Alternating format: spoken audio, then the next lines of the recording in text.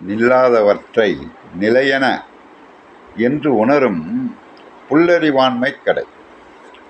அதாவது நில்லாதவற்றை நிலையென உணரும்.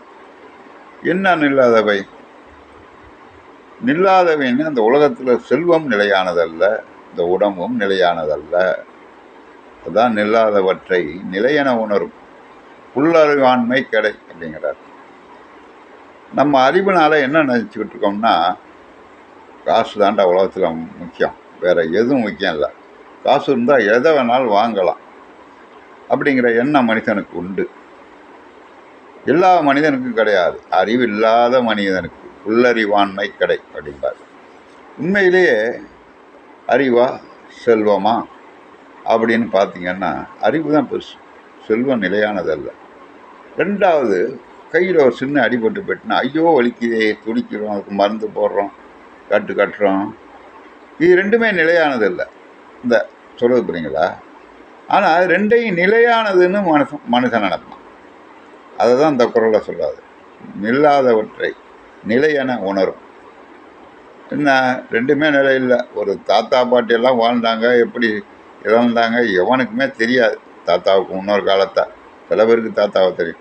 அதே மாதிரி நம்மளும் ஒரு நாளைக்கு தான். அதுதான் நிலையாமைங்கிற. இது நிலையானது இல்லை, நல்லா தெரிஞ்சு போச்சு. இன்னும் ஒரு 1000 வருஷம் கழிச்சு நம்ம யாருன்னு யாருக்கு தெரியும்? நம்ம பேரம்பதி கூட தெரியாது. புரியுங்களா? அதான் நில்லாதவற்றை நிலையென உணரும். இதெல்லாம் நிலை. நம்ம உடம்பு நிலையானதுன்னு ஒரு 1000 வருஷம் இருக்க போகிறோம். எப்படியாச்சும் அந்த காரை வாங்கிடும், எப்படியாச்சும் வீடை கட்டிடும். புரியுங்களா? எப்படியாச்சும் அடுத்தவங்கள்ட்ட இடத்த நம்ம வாங்கிவிடும். இது எதற்கு? ஏன்டா நீ செத்து போட்டால் ஒன்றுமே உனக்கு கிடைக்க போகிறதில்ல, அப்புறம் எதுக்கு இப்படி ஆசைப்படுற? புரியுங்களா? அதான் நில்லாதவற்றை நிலையென உணரும் புல்லறிவாண்மை கடைம்பார். நம்முடைய அறிவு அப்படி நினைக்குமா? நம்ம வாங்கி நீடிச்சிருக்கிற மாதிரி அது செல்வமாகும். பல கோடி ரூபா சொத்து கேட்டால் நீ அனுபவிக்க போறியா?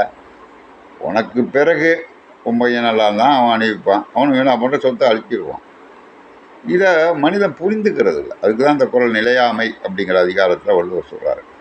ரெண்டுமே நிலையானது இல்லைடா, ஆனால் அதுக்காக நீ ஏன் இப்படி மெனக்கடுற? உண்மையான வாழ்க்கை எது அப்படிங்கிறத புரிஞ்சுக்கிட்டு அதன்படி வாழு.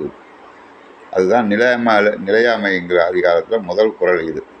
உண்மையிலே மனுஷன் எல்லாரும் 90% எப்படியாச்சும் காசு சுற்றுறோம், கோடிக்கணக்கில் சம்பாதிக்கணும். அந்த கோடிக்கணக்கில் சம்பாதிச்சாலும் நம்ம சாக போகிறோம் தான். அந்த செல்வமும் நிலையாக நிற்க போகிறதும் கிடையாது. இதை செய்யாதீங்க அப்படிங்கிறதுக்காக தான் இந்த குறளையே நான் சொல்கிறேன். வாழ்க்கையில் மனிதன்